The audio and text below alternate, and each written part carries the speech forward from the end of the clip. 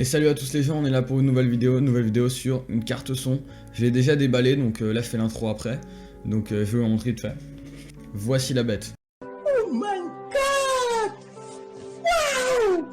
C'est une vidéo sur la M-Audio M-Track Solo. Voilà, elle est vraiment belle en fait. Vous allez la découvrir un peu plus en détail après, voilà. Je la pose. Et en gros, ça va être une vidéo un peu pour vous expliquer à quoi elle sert et tout. Et surtout un unboxing. Après vous expliquer à quoi elle sert et tout comme ça. Voilà. Et la carte son coûte 45 € juste. Donc en gros, à quoi ça sert une interface audio USB ou une carte son?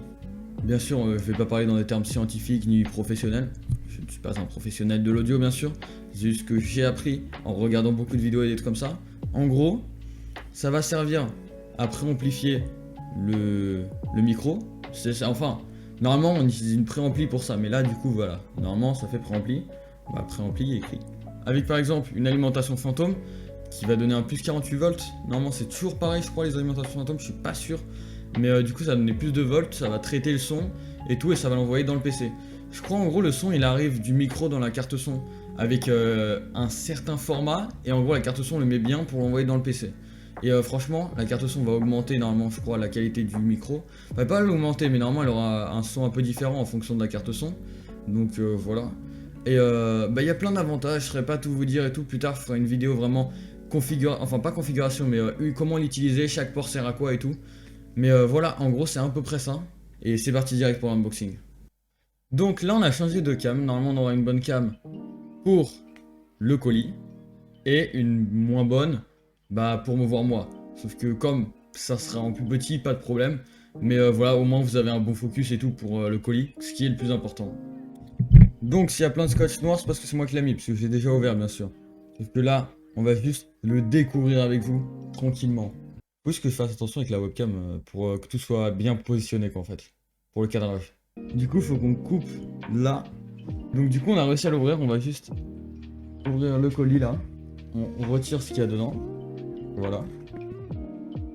Là, on a la boîte principale. D'ailleurs, celle-là, on peut la lancer dehors, là. Non, je vais pas la lancer, parce qu'après, je vais l'abîmer. Et il faut pas l'abîmer, bien sûr. Et vous allez pouvoir avoir aucune information de moi, parce que j'ai mis du scotch partout. Désolé s'il y a une lampe juste à côté de moi, mais voilà, c'est pour bien illuminer le truc. On a une petite interface avec tout ce qu'il y a là, écrit, genre la marque, le nom du produit. Là, par exemple, il y a des images qui montrent qu'est-ce qu'il y a de chaque côté. Là, on a une petite étiquette. Numéro de série et tout. Là, on a tout. On a ce qui explique un peu genre combien de input on a. Si c'est un micro, si c'est un instrument. Avec une petite image de tout et voilà. C'est plutôt cool. Là en bas, rien d'intéressant. Mais oui, et il y a un cristal préampli. Voilà, il y a un ampli quoi. Donc là on peut voir deux channels USB audio interface, un cristal de préampli. On a un Phantom Power et un instrument input. Voilà, on peut mettre un instrument, ce qui est plutôt cool. Je vais pas l'utiliser franchement, mais voilà. On va l'ouvrir. On va essayer de couper un peu le carton.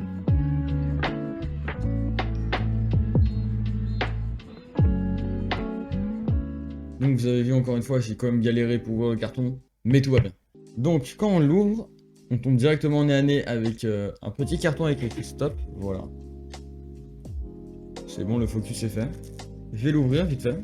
On déchire un peu tout le scotch, voilà, tout. Là, ils nous disent où installer les drivers, en gros, voilà. C'est quand même cool, en plus, il y a des deux côtés, voilà. Un panneau stop, quoi. Vous le découpez, vous le mettez, voilà, un panneau stop. Ah, en gros, ici, c'est pour download de software. Je crois qu'il y a un software gratuit avec. Ça, en gros, c'est un guide d'utilisation. Et ça, c'est option important de sécurité et information de garantie. Voilà, on a tout. Maintenant, on revient dans la boîte. On va prendre la prochaine chose. Déjà, on voit déjà la carte son, ça donne envie. Je crois qu'il y avait un petit câble. Voilà. On va l'ouvrir tranquillement. Ah, faut le déchirer. On peut pas l'ouvrir tranquillement, ok. Prends le bon couteau. Ah non, mais il y avait une petite ouverture en haut. Mais non, mais je suis bête. Il y a une petite ouverture. Mais oui, il faut déchirer l'autre scotch. Oh, je suis un kéké en fait, j'avais même pas vu. Du coup, on l'ouvre. Voilà. On a un petit câble USB vert. Je sais plus c'est quoi ça. Je sais que c'est un USB, mais attendez, je fais la petite technique. Attendez, il faut que ce soit ici. Oui, mais voilà. En gros, c'était comment on va l'allumer, mais je crois, je me rappelle plus trop de son nom. Voilà. On va passer aux choses sérieuses maintenant, clairement. Ok. En vrai, le design de la boîte est quand même incroyablement beau. Là voilà, on va mettre, on ouvre de ce côté. On ouvre de ce côté. Là vous aurez un scotch à retirer, sauf que moi je l'ai déjà retiré parce que j'avais déjà ouvert la boîte pour voir. Mais voilà, là on ouvre. Je l'avais ouvert pour voir si tout était bon dedans, si tout était là. Voilà. D'ailleurs j'ai un bout de sel qui vient de tomber, attendez. Non, c'est un petit sachet de sel pour l'humidité. Donc, plus important que la carte son bien sûr. Qu'est-ce qu'on a besoin de qui est plus important que la carte son? Le petit sachet de sel. Arrête, tu arrêtes. Arrête. Non, plus un mot. Tu dis des bêtises. Tu dis un nombre incalculable de bêtises. Là, on a la carte son. Il faut faire des petits plans un peu plus beaux, parce que là, on voit pas grand chose. Mais en tout cas, vous la voyez. Elle a un petit aluminium super beau en vrai. Je suis quand même choqué parce que pour le prix que c'est, quand même des belles finitions. Voilà, vous avez tout ici. Parfait. Tranquillement. Là, on n'a rien en bas. Sur ce côté, on n'a rien. Sur ce côté, on n'a rien. Et derrière, on a ici l'alimentation. Et on a d'autres trucs. En gros, vous venez là avec, par exemple, ça. Vous venez ici. Tac. Vous le mettez. Et voilà, c'est bon. Et maintenant, ça part au PC. Et tout le son passera par là. Et maintenant, il manque plus que mettre un micro ici ou un instrument là. Un tout dernier truc aussi, là, il y a écrit Crystal Preamp. Voilà, et on a encore un truc Crystal Preamp. Je pense que ça doit pas être normal que ce soit un Crystal Preamp en mode un truc assez cool, quoi. Je pense que ça doit être ça, parce qu'ils me l'ont quand même mis beaucoup de fois. Et bah en fait, je la trouve assez petite. Je l'imaginais plus grande la carte son, je l'imaginais genre un peu peut-être de cette taille, voilà. Là, elle fait quand même la taille de ma main. Si on compare par exemple ma main à côté, on va la mettre à côté et pas dessus.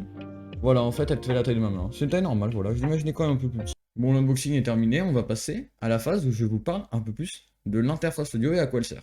Maintenant, on va parler un peu de ses spécifications techniques. Donc elle a une entrée pour un micro et une entrée pour un instrument. Elle a une alimentation fantôme qu'on peut activer ou désactiver.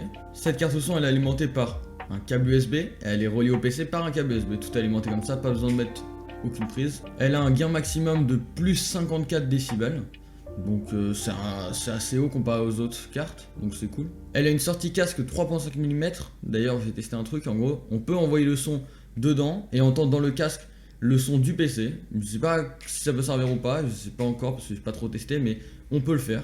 Elle pèse 300 grammes, franchement elle est super légère, c'est incroyable. Pour l'utiliser, il nous faut minimum genre un Windows 8, donc pas de problème. Ou la version Mac, c'est 10.13.6, donc je sais pas trop qu'est-ce que ça représente, mais bon.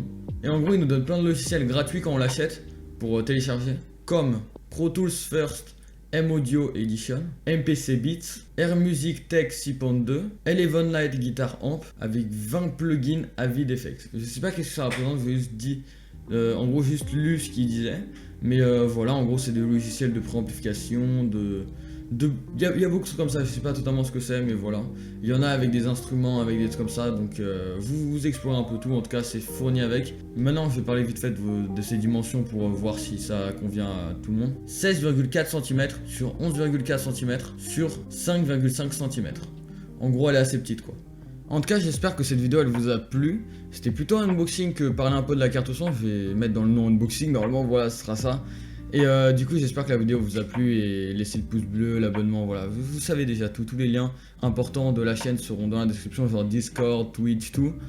Et sur ce, je vous dis salut.